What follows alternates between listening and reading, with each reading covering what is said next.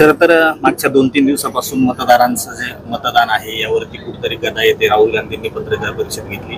आज पवार साहेबांनी मोठा खुलासा केलेला आहे की विधानसभा निवडणुकीच्या अगोदर 160 आमदार निवडून आणून देतो असं सांगणारे 2 व्यक्ती आले होते. त्या दोन्ही व्यक्तींना पवार साहेबांनी राहुल गांधींची भेट गाठून दिली होती.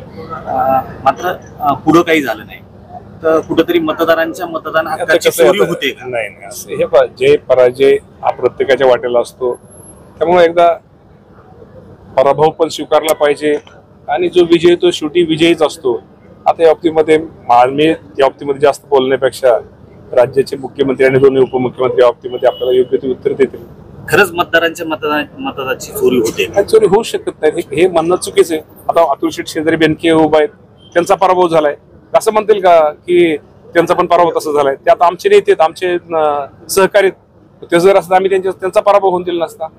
किंवा सत्यजित शेठ शेरकर आहेत त्यांचा पराभव झालाय असं हे म्हणणं 100% चुकीचं आहे.